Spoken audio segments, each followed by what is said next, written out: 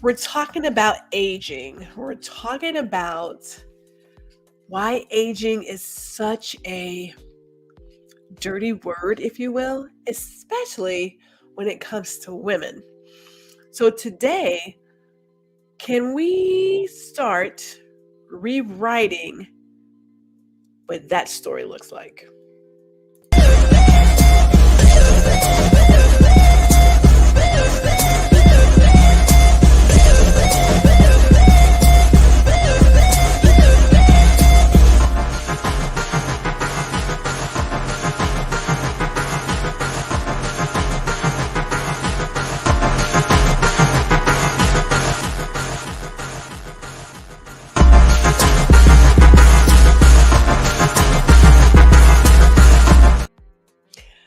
Oh, good afternoon.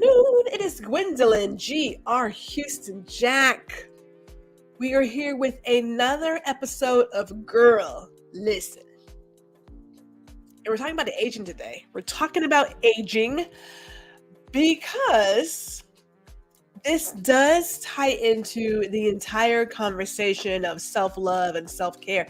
But it happens to be, like a lot of other topics, its own dirty word.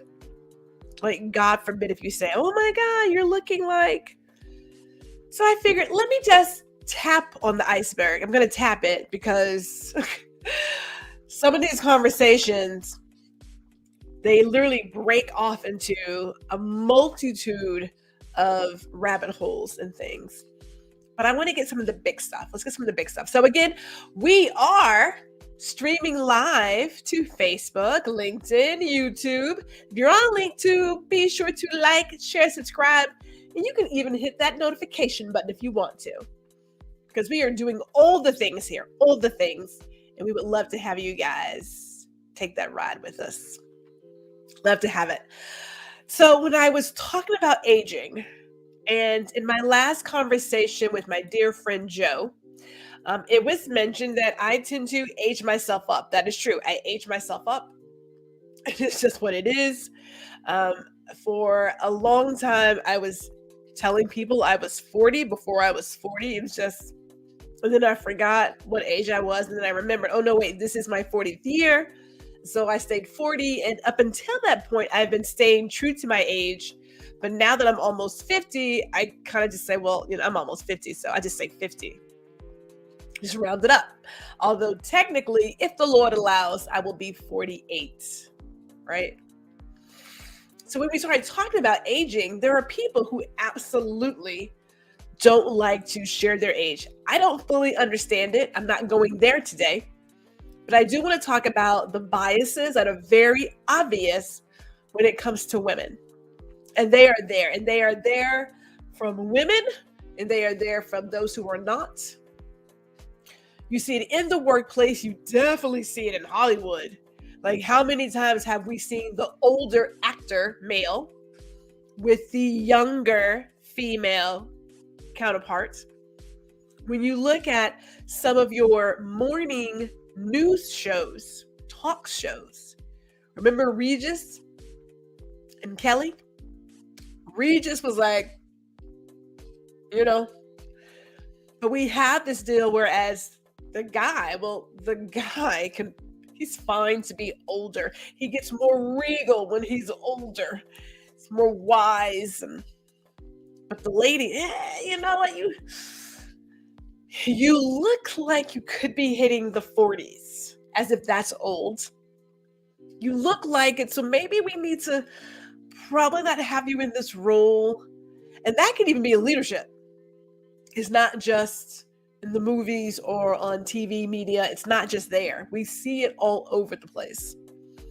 And so we're looking at these biases against women that are very obvious, and we're going to dig into it. So when I got to thinking about aging, first of all, everything ages. Can we all acknowledge that everything ages? Everything. That big thing out there called the sun, that has like UVA and UVB rays and all that stuff, it ages all of us. Every single person is impacted by that light. But look at your home. The lighting in your home, be it incandescent, LED, whatever you want to call it, fluorescent, it doesn't matter. That light, it ages everything in your home. Look at your curtains.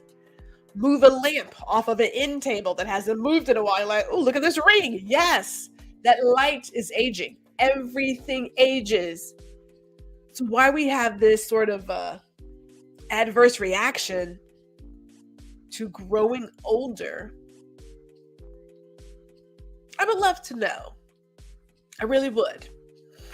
Because it's a natural progression.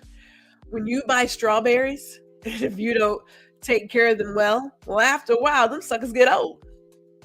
I mean, that's just, it's the nature of things. Look at your body. Your body's going to not keep doing the same thing it was doing when you were 12, right? Things start to creak and get a couple of moans here and there. It's just kind of, whoa, what was that? Right? So we know that things age, but yet and still, there's this weirdness about denying it. Now, here's what I thought. It's my first thought about it. I immediately thought, could it be the fear of death? Could it be that the idea of aging means I'm closer to my end? Now, I would not consider myself an expert on death, but I've had my fair share of loved ones who have passed on. And I know that death knows no age. It doesn't know that you're 80 and so now it's your time. It doesn't know that you're 91 or 102 and those are blessings. It doesn't know that you're 2 years old or that you're still in your mother's womb. It doesn't know that. It just is. And when it's your time, it's your time. So could it be part of our fear of getting older, of aging, is that it really brings to the forefront our mortality. And we start to realize my time is almost up. Could that be why, part of the reason why we don't like to acknowledge that we're aging? It's because it brings the ideas of mortality, our own mortality, face to face with us. Now, I will say this. I live all my days like this just could be it. Like, just don't know. And ask yourself, quick sidebar, if you knew it was your last day, would you do anything different? Would you now start living life? Curious, put it in the chats, put it in the comments. I'm curious. If you knew this was your very last, would you do all the things that you could do that you were afraid to do before? Just asking. But let's get out of that. We're not there for that. We're not there. I want to go here, though. I want to go here. I want to talk about some comments. Now, I'm looking at aging, and I thought to myself, how do we break this down? So I want to look at, one, some of the thoughts and the biases that we have for women when it comes to aging. And then I want to look at dismissing some of the stereotypes and the narratives that we currently have out there when it comes to women and aging. Now, these are huge topics. They're huge. But I like to start big and then, we'll chomp on them. We can narrow it down. So I was reading some blogs, and this one is from a blogger in the UK. Her name is Nikki Manicki. Nikki Kanicki. Got her name wrong. God bless. But she says, I am not saying women can't look after themselves. I'm writing this as someone who does not want to look old. And because I am now heading towards my mid-30s and noticing changes in my body and appearance and exercising for the first time in my life and using more skincare products than ever before, I don't want to look young, but I don't want to look old either. And envy women that really don't give a shit about aging. All right, so let me say this. I'm that chick. We're not trying to dye this gray, the salt and pepper. I like the salt and pepper. I like it. I like it. I like my salt and pepper. I like my wrinkles. As you, if you've seen any of my older YouTube shows, you know that I talk about the chin hairs, but I do shave the chin hairs, okay? Because the changes in the body is like, ooh, this is new. This right here is new. Feel like a billy goat. This is new. But I like my wrinkles and I like what's going on here. And I don't care. Zero fudge to give. Zero. Now, I do know that as we get older and like the body changes and things, and so, my exercise regimen is for heart health, and so that I can't, I don't want to buy new clothes, so I do it for that reason. But what struck me the most in this snippet out of her bigger blog post about aging and women, that she didn't want to look old. But what does look old look like? What does that look like? Because that's one of those things where, this was written 2020. But I thought to myself, we're talking mid-30s. 30s, like when you're in your 30s, when you're in your late 30s to like mid-40s, you're just starting to get into life. 20 ain't about nothing. I'm sorry, it's not. Your teens, you're in high school, you're just starting to figure out that you are a person. Your 20s, you are defining who you are. That's the latter, in my opinion, your latter 20s. So you're having a good time, so you might be in college or whatever, doing something, but you're young, just getting started. And then when you get to your 30s, you may have figured out your career path. And now you're like, oh, I feel like I'm making some moves here. I'm just getting into a groove. Your mid-30s, you're like, oh, life is feeling pretty good. Wait till I get 40. And when you hit 40, 40 is like, oh, we are now doing all the things. Like, this is it. Like, 40 is where it's at, because now you have been in your career, possibly 10, 15 years.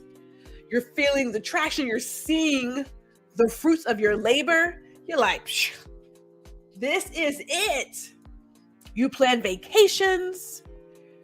You go to like vineyards and whatnot. Like this is whole other life when you're 40. Even if you have kids, your kids are like about to get out of high school. So you're about to like come really into your own and do your own thing. You're like, this is now my time, because I've, cared for this person or persons for XYZ years. So 40 is where it's at. So I got happy when I was heading towards my 40. Of course, like I said, I was rounding myself up the whole entire time. So different mindset here. But I got to thinking, what does look old mean? What does that mean? What does 20 look like? What does 30 look like? What does 40 look like? What does 50, 60, 70, 80, 90? What does it look like? Because when I was looking up, just, because you start thinking, when I was researching ages, like Bob Barker, I was like, damn, brother's old. I mean, he's old. William Shatner was putting out messages that these are his last days. Well, yeah, you're like 90 something. Like there's nowhere else to go after that. Like, when you're 50, 60, 70, in my eyes, that's still young. You just starting to get into life. When you're 90, 100, I don't know where else there is to go. So your last days, well, yeah, technically they are, because, 90 is not a spring chicken. Still young in thought, young in spirit, young in behavior. I believe age is a number. If you want to act it, like, okay, I guess. But what does it look like? And particularly for women, what does it look like when you're looking at 20, 30, 40, 50, 60, 70? What does it even look like? That we have to now define. Because I will tell you, and I do believe that treating yourself well, impacts this right here. Now, I am not a vegan. I'm not gonna lie to you. I like my red meat, but again, I also work out for heart health to keep a healthy heart. But I enjoy my red wine. I enjoy a good cocktail. So I'm not even living that life of, oh, but I've never smoked, which I know can draw out a little something on the face. I get that little. But there have been more than enough times that we have been in rooms, me, myself, and I have been in a room and someone says, well, aren't you just like 32, 33? I'm like, I'm old enough to be your mama. Sorry, not sorry. Right? But it is spirit. I do believe part of it is the spirit that makes the difference.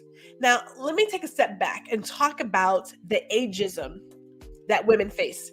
And this is its own separate conversation. But we also know it does impact how we show up in different places and spaces. Originally, ageism was understood to be prejudice, stereotypes, and discriminatory behavior targeted at older employees, driven by the misperception that performance worsens and capacity decreases as people age. Older employees are expected to just quietly leave so that younger talent can take the reins.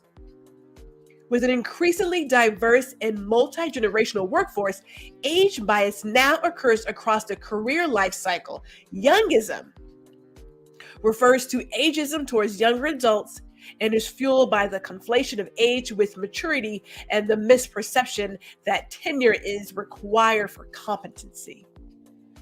You can be old and still be a fool. I've seen it. Yes. However, research has only just begun to investigate how age is used to justify bias and discrimination, specifically against women. Gendered ageism sits at the intersection of age and gender bias and is a double whammy where there is no right age for professional women. It's ridiculous. Again, when you get into your 40s, in my opinion, in my own experience, you were just coming into your own. You were like bringing it. You got all the knowledge, all the things. And depending on your organization, they will look at you and say, maybe time to change the guard here. It may be time. It just might be time to pass it. So we have ageism in terms of the workplace. But keep this in mind too. What's not discussed here in this snippet is that even that ageism is impacted in terms of leadership based on how we look. So let's say that you are of 40, 50 or whatever, but you look as if you're younger. Maybe you're shorter in stature. And so the people that you now have to manage look at you as if you're a kid, as if your leadership is less than. We have seen it. They assume with the age that they can talk to you a certain way, that they can approach you a certain way, that you will be easy to run over, all the things. Kiddo, cute little pet names, and I use cute with sarcasm because it's really not cute. But we see that as well in the workplace, across the board. And so you ask yourself, when you have these things attacking you daily, as a woman, how do you show up to make sure that people get it? That you are and should be here. Do you find yourself, as they say, dressing younger because that's what they're looking for? Do you find yourself dyeing your hair to hide the gray because you don't want people to understand that I'm a little older? All the things to consider when we talk about age and women. Again, I like my gray. So where do we start with rewriting this narrative? When do we start saying, we've got to change some things here? Because this doesn't have to be, right? Like what people are putting out there, we have an impact on it. Now, there was a study done. It says in less than 15 years, people aged 65 and up will outnumber those 18 and under for the first time in U.S. history. What? This major demographic shift presents a good opportunity for reevaluating our stereotypes and negative assumptions about getting older. Aging comes for us all. Everybody is older. Everything is older. So it's time to tune into its upsides, particularly for women. Right now, older women face a double challenge of ageism and sexism, and a common response to these obstacles is to feel uncomfortable as one ages and try to hide it to the extent possible. But in fact, being older is a tremendous advantage for many women, particularly women in leadership positions, as our society shifts toward an older workforce.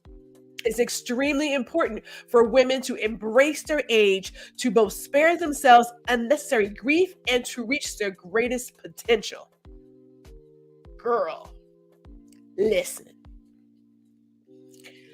Now, I know people were thinking that this next group of kids, and ooh, that was rude. This next group of workers, we're going to swoop in and like take it over. It's not going to happen. I don't think it's going to happen. We already see it now because their way of working isn't matching the old-fashioned way of working. And I admit, I'm not a fan of the old-fashioned way of working either. However, I understand that if these two aren't talking, you're not managing those people. So who do you have left? Not that we are leftovers. Not that you should choose someone because, well, that's all we got available. No, they have all the things you need to manage your workforce. They have every single thing. Why not take advantage of that? Instead of doing what we used to do, which is force retirement on some of these people, especially women. This article also said, indeed, the image of the lonely, cranky senior simply doesn't match reality. Instead, we tend to be happier as we age. The older adults we surveyed in their 60s, 70s, and 80s were more likely to report feeling calm, optimistic, cheerful, and full of life, and less likely to report hopelessness, restlessness, nervousness, or sadness than those in their 20s, 30s, and 40s. The results are supported by a body of scientific literature showing that happiness is roughly U-shaped, dipping at midlife and increasing as we age. Trust me. As someone who's almost 50, I feel great. I feel really good, really optimistic. I am loving life as it is. I'm looking towards enjoying the grandkids, spending time with family, getting with the girls. Like, it's looking really good at like almost 50. Now, I will say this, when I was 20 and 30 and in my 40s, and yes, I'm still in my 40s. I'm sorry, I keep rounding up. I didn't really have a lot of hopelessness and restlessness, nervousness or sadness. I didn't have that. I was a go-getter, but I get it. This is looking at a mass body of people of a certain age. And so, the times have changed. Clearly, I'm not in, I'm closer over here than I am over there. So, but when I got 40, I was like, it is about to be on. We're 40, we're doing the things. Yeah. And now that we're almost 50, life can't get any better. Well, of course it can, but I'm thinking, it can't get any better. So let's talk about the beauty of aging. Let's go there as we wrap this up. Aging is a blessing. It's a blessing. To be able to see The next day is a blessing. So to be able to grow older with your loved ones, your friends, your family, your loved, like your sweetheart, it's a blessing. I don't think ever that is awful to get up and like, oh my God, I'm getting older. I love it. My family and I have lost loved ones at a young age. So it is a blessing to get older. That's one.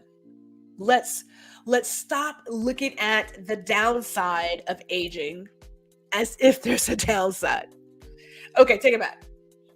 Is there a downside? No. Is there more work involved? Yes. I do feel like an old car sometimes. September rolls around. I got to get the wellness exam and the hearing, and we get the mammogram, and you get all the work done.